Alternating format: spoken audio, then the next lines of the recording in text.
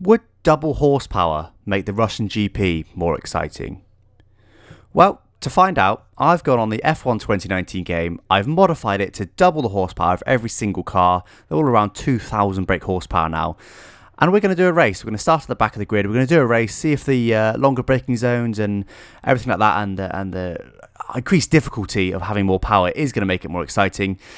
And we're going to have a look. But for first of all, I am going to show you my very first practice lap on 2,000 horsepower. So this is my very, very first lap, having modified the game. Just thought I'd do some practice, and so I wasn't going into the race too green. And there you go, immediately putting too much power on and sliding hugely wide. I'm just trying to adapt to this.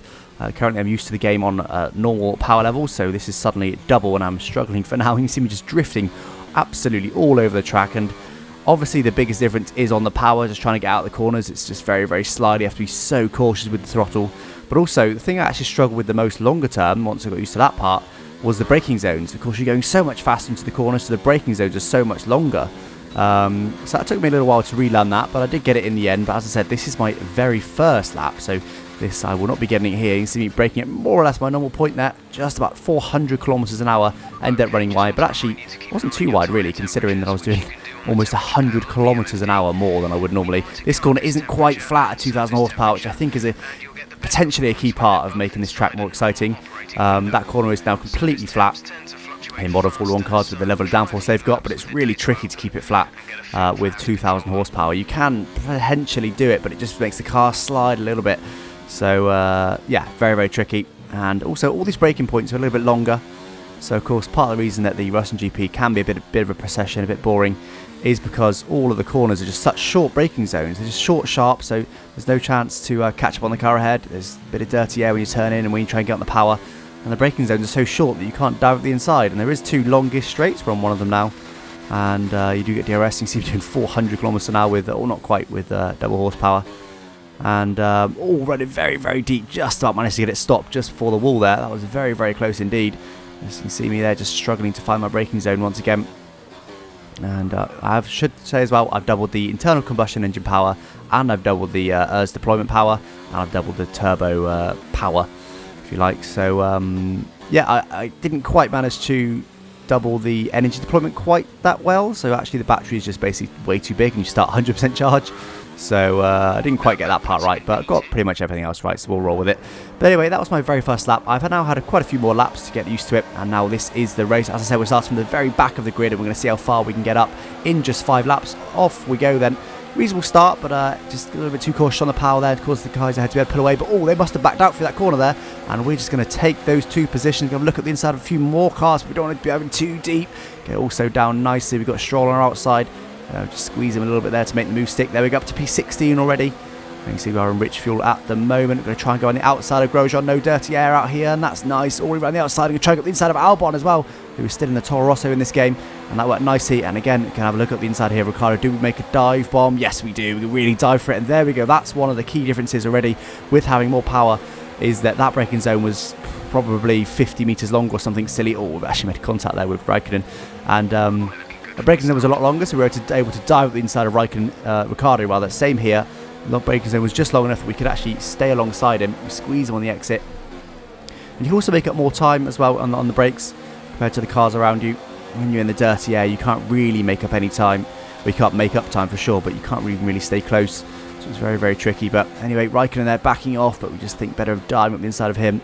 Keep it cautious for now. We're already up to P12 in this 5-lap race, so we're doing okay for now. And up through the gears, just trying to get the power. I want to go up the inside of Raikkonen, but no, ended up just a little bit too far back. Slowing it right down 100 kilometers an hour. It's such a slow corner, that off camber. Nasty little corner, really. It's not fun to drive. And up to 300 kilometers an hour. Dive at the inside of Raikkonen. Can we get it also down? Yes, we can. We pretty much stay on the track as well. So, yeah, well, I mean, that was surprising. I thought that dive bomb was going to be for sure me flying off the track, but actually, we only went off the track by a few centimeters. So we'll roll with that. Up to P11, and we've got Kevin Magnussen next. It has cost a little bit of time, so we just try and catch up to Magnussen as quickly as we can, getting also down, hitting our apex beautifully, and the exit curve nicely. Now this will be a good test here. Up through the gears, we're full throttle for now. A little bit of a lift there. We're just lifting up to 7th gear, back to full throttle, lifting. So it's not a complete lift. This is only didn't really go below half throttle at any point through that corner. So oh wow, bit of a oversteer, bit of wheel spin on the curb there.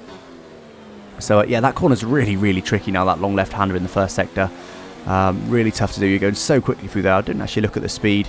Probably over 300 kilometers an hour, and it would be the fastest corner in Formula 1, I imagine, if they did have double horsepower. And anyway, we've got Kevin Magnussen up next in his Haas, and we are going to try and stick nice and close to him to get lots of drag. Of course, the other part is with double horsepower we get more drag, because the drag's much higher on the car, which means that you lose more drag when you're in the slipstream with someone else. He backs out of it. We're going to go up inside there. That was quite a late move, but as he backed out of it, as he was turning into his braking point there, we decided to just go for it. Managed to get that 6. Surprisingly clean once again, considering it was such a late dive. Lots of oversteer on the exit there, just trying to get the power down. Just the rear just constantly complaining about the amount of power that's got to go through it. 2,000 brake horsepower. It is an awful lot. We're up to P10 now then. Got Nico Hulkenberg up next, getting also down, hitting our apex nicely. Up to third, down to second. Actually take the bollard out there, but we'll roll with that, trying to get a good exit now, because once again, as I said before, we do get lots and lots of benefit of being in someone's slipstream with the high drag of these cars, but actually Hulkenberg backs out, and for some reason I think the AI do back out in that first turn with 2,000 horsepower. They're just going a bit too fast, they don't feel comfortable, but actually Hulkenberg out brakes us there, but we're going to dive up the inside and not allow him to stick it on the outside. Up to P9 then. We've got Lando Norris in the McLaren up next. Can we? Oh, that was almost flat. Yeah, there we go. Look at the size of that slide. We're even going to hit the wall. Wow, I'll come back on and try and go on the outside of Hulkenberg straight away, but good thing I had damage off for this video. And that's what happens when you try and keep it almost flat through that corner. You just get a huge slide on, and there was just absolutely no chance. That would have been me out of the race if I had damage on. As I said, quite thankfully, I turned it off. And there we go. That was another difference there with this 2,000 brake horsepower, is that braking zone was long enough for me to gain hugely on Hulkenberg and really outbrake and really gain, which I think that's a part of the car where drivers can really make a difference. Part of driving in F1 that drivers can really make a difference is under braking. We have got some DRS now on Hulkenberg. That should enable us to pass him nice and easily. Of course, DRS is also more powerful as we go faster, so there's more drag, so drag reduction is bigger. Getting it also done nicely, hitting our apex. You can see the practice that I put in has really paid off. I say the practice I put in, I've probably only done about 10 laps, but it's enough for me to be used to this. Much better than that first lap that you saw at the beginning of the video anyway. Lando Norris up next. We're pushing hard now. We want to try and get DRS on him, but I think that's going to be quite an achievement. We need to try and be within a second, but I don't think we're going to be able to do it, are we? I think we're going to be a little bit too far back to get DRS. Yes. Oh no, we do. We do manage to get DRS. Just about 9/10 back at the line, so very marginal stuff, but we do just manage to get DRS, which is going to help us in our quest to catch up with him. As I said, you do gain even more with DRS with this increased horsepower. We're going a little bit deep there, which is the increased straight line speed of slipstream and DRS. Didn't call us out a little bit, and we're a bit more cautious this time. We're going to try and go up the inside of Lando Norris. Are we late braking right up his inside? Can we get it also down? Yes, we can. Again, nice late braking move there. That was a nice move. Managed to make that stick beautifully.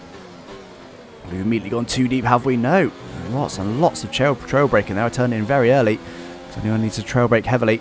And we're now right up behind Sergio Perez. Then up next, we've got purple first sector. Will this be the fastest lap of the race? We need to push hard to make it reality. We should get DRS in the back straight, which is coming up just now. We will indeed get DRS. Get also down here for apex. Really nice and need a good exit. And look at that. Really, really good exit. DRS is wide open. It should be a nice, easy move on Sergio Perez. But all we're really thinking about now is the fastest lap of the race. We wouldn't mind the extra point for fastest lap. Braking quite late there. Can we get it also down? Yes, hit our apex nicely. Purple first and second sectors. We've got Carlos Sainz up next. Let's hope he doesn't give us too much dirty air, because we want this fastest lap of the race now. We're going purple sectors 1 and 2.